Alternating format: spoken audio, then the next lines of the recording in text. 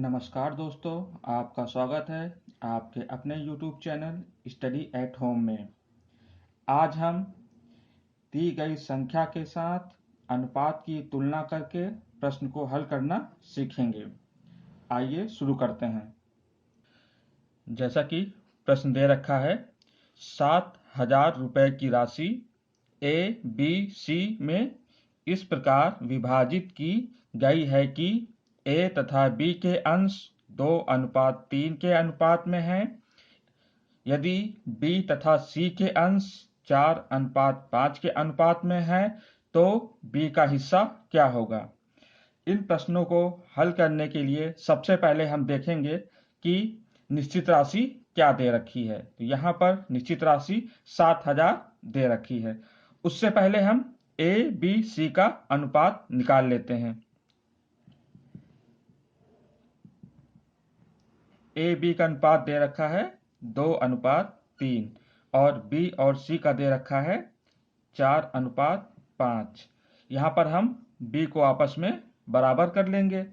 तो यहाँ पर हम 4 से मल्टीप्लाई कर देंगे और यहाँ पर हम 3 से मल्टीप्लाई कर देंगे। तो हमारा ए, बी, सी अनुपात आ जाएगा 4 2 जा 8, 4 3 जा 12, 5 3 जा 15। ये हमारा ए, बी, सी का अनुपात आ गया है। अब हम देख रहे हैं कि प्रश्न में निश्चित राशि 7,000 रुपया दे रखी है। तो यहाँ पर हम 7,000 लिख लेंगे। अब इसकी तुलना हम अनुपात के उन्हीं राशियों के साथ कर देंगे। तो यहाँ पर कुल राशि दे रखी है 7,000 रुपया, जो कि बी, ए, बी और सी तीनों में विभाजित हुई है।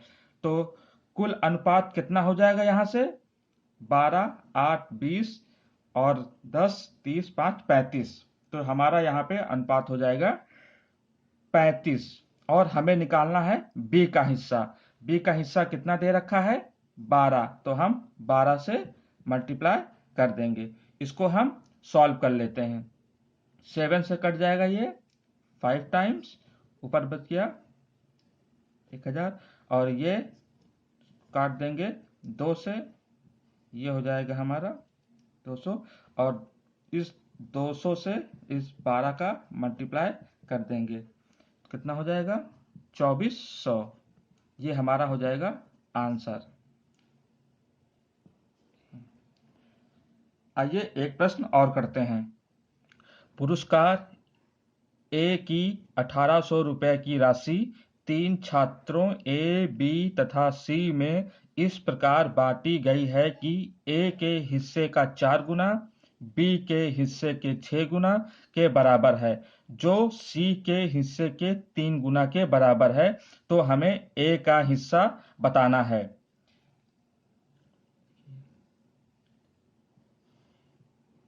ए के हिस्से का 4 गुना बराबर बी के हिस्से का 6 गुना बराबर सी के हिस्से का 3 गुना। इसे हल करना पिछली वीडियो में सिखाया गया है, तो आप वहां से भी देख सकते हैं। सबसे पहले इन दोनों का आपस में अनुपात निकाल लेंगे। ए अनुपात बी, संख्या आपस में पलट जाएगी। ये हो जाएगा हमारा 6:4। यहाँ पर बी अनुपात सी निकालेंगे, ये आपस में पलट जाएगा। कितना हो जाएगा 3:6। ये दोनों आपस में कट रहे हैं तो इनको काट देते हैं। ये कट जाएगा 2 से 3 बार में और ये 2 बार में। ये कट जाएगा 3 से 1 बार में, ये कट जाएगा 2 बार में। तो हमारा अनुपात आ जाएगा ए रेशियो बी आ जाएगा 3:2 और बी रेशियो सी आ जाएगा यहाँ से 1:2। अब यहाँ से हम ए, बी, सी तीनों का रेशियो निकाल लेते हैं।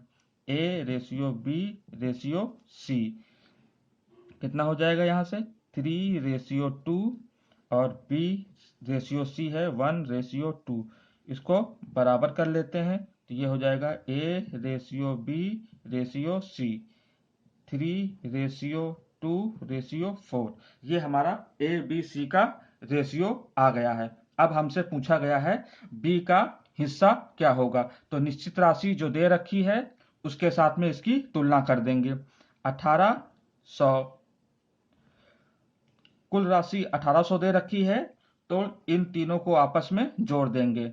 4 2 6 3 9, और जिसका हमें निकालना है उसके साथ में गुणा कर देंगे। ए का निकालना है, ए का अनुपात कितना दे रखा है 3, 3 से गुणा कर देंगे। अब इसको हम सॉल्व कर लेते हैं। 3 3 जा 9, 3 6 जा 18, तो हमारा आ गया 600 रुपए। यही हमारा आंसर हो जाएगा। अगला प्रश्न इस प्रकार है, ए, बी तथा सी बल्लेबाज हैं। एक मैच में उनके द्वारा बनाए गए रनों का अनुपात इस प्रकार है, ए अनुपात बी बराबर 5:3 तथा बी अनुपात सी बराबर 4:5 है। उन सब के द्वारा कुल रन 564 बनाए गए हैं। तो बी द्वारा बनाए गए रन कितने हैं, ये हमें निकालना है। तो सबसे पहले हम ए अनुपात बी अनुपात सी तीनों का अनुपात निकाल लेते हैं। 5:3, 4:5, आपस में इसको बराबर कर लेते हैं बी को। तो यहाँ 4 से गुणा कर देंगे और यहाँ पर 3 से गुणा कर देंगे।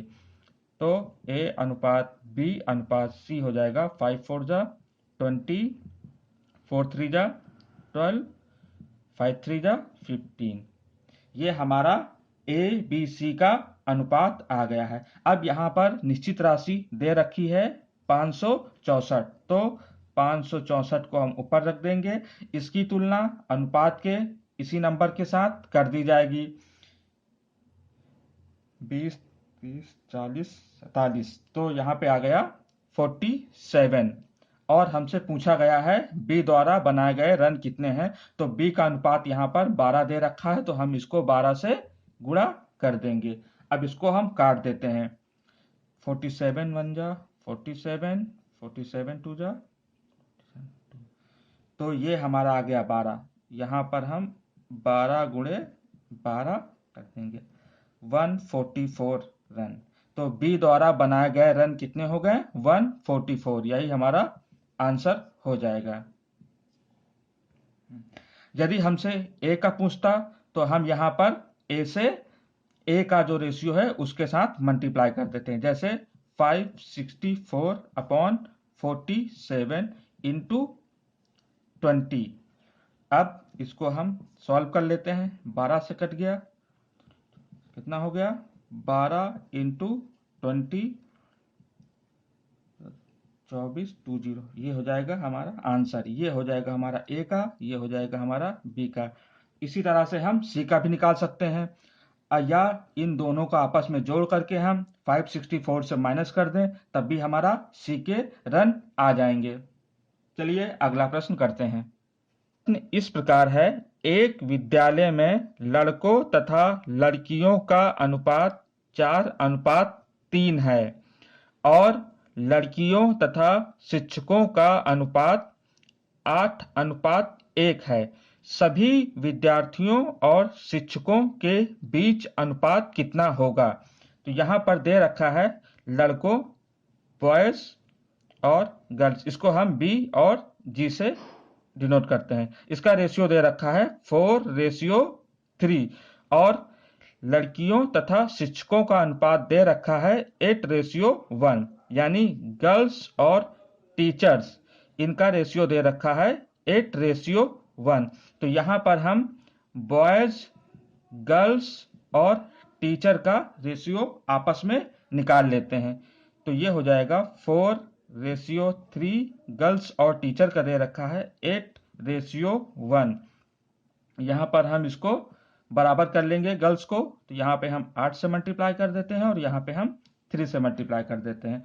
तो ये हो जाएगा हमारा बॉयज, गर्ल्स और टीचर का रेशियो हो जाएगा 8 4 जा 32, 8 3 जा 24 और 3 1 जा 3।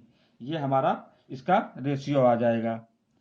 अब हम क्या करते हैं, अब हमसे पूछा गया है विद्यार्थियों और शिक्षकों के बीच अनुपात कितना होगा। विद्यार्थी मतलब बॉयज और गर्ल्स दोनों इनके बीच में और टीचर के बीच में कितना रेशियो होगा, यानी कि स्टूडेंट्स रेशियो टीचर। तो हम क्या करेंगे, इन दोनों का रेशियो आपस में जोड़ लेंगे। कितना हो जाएगा ये 4 2 6 3 5 56 रेशियो 3, ये हमारा आंसर आ जाएगा। प्रश्न इस प्रकार है, 6200 रुपए को 1/2 अनुपात 1/3 अनुपात 1/5 रुपए के अनुपात में बांटने पर प्राप्त होने वाले 3 भाग होंगे। तो सबसे पहले हम इसको A ratio B ratio C के रूप में निकाल लेते हैं। A ratio B ratio C। तो इसको निकालने के लिए हमने पिछले वीडियो में बताया था कि नीचे वाली संख्या का हम एलसीएम ले लेते हैं। तो इसका एलसीएम आ जाएगा, कितना हो जाएगा इसका एलसीएम? इसका एलसीएम हो जाएगा 530। अब हम क्या करेंगे, A ratio B ratio C निकाल लेते हैं। यहाँ से 1/2 into 30 ratio 1/3 into 30 ratio 1/5 into 30। यहाँ से आ जाएगा हमारा रेशियो, ये जाएगा 2 से कितना 15 टाइम्स, ये जाएगा 10 टाइम्स और ये जाएगा 6 टाइम्स। ये हमारा आ जाएगा A B C का रेशियो। अब हम क्या करेंगे, अब यहाँ पर हम देख रहे हैं कि निश्चित राशि हमको दे रखी है 6200 रुपये। तो 6200 रुपये निश्चित राशि हो गई। अब निश्चित राशि की तुलना रेशियो के उसी संख्या के साथ कर दी जाएगी। तो इनको आपस में हम जोड़ लेते हैं, 15 10 और ये 6, ये हो गया हमारा 31। और हमसे पूछा जा रहा है तीनों का भाग कितना होगा। तो सबसे पहले हम एक भाग निकाल लेते हैं। तो इसको आपस में डिवाइड कर देंगे, इसको इससे काट देंगे। तो ये कितने बार जाएगा, ये जाएगा 2 बार में। तो ये कितना हो जाएगा, ये हो जाएगा 200। अब हमसे तीनों भागों के बारे में पूछा गया है। तो पहला भाग जिसको हमने A माना है, ये कितना दे रखा है 15। तो 15 में हम 200 का मल्टीप्लाई कर देंगे। तो ये हो जाएगा 3000। इसी तरह से हम B का निकाल लेते हैं। B दे रखा है 10। तो 10 का हम मल्टीप्लाई कर देंगे 2 से, ये हो जाएगा हमारा 2000। और इसी तरह से हम C का निकाल लेते हैं। C दे रखा है 6 का हम 200 से मल्टीप्लाई कर देंगे तो हो जाएगा 1200। ये हमारा A B और C तीनों का भाग आ गया। यही हमारा आंसर हो जाएगा 3000, 2000 और 1200। Option number A।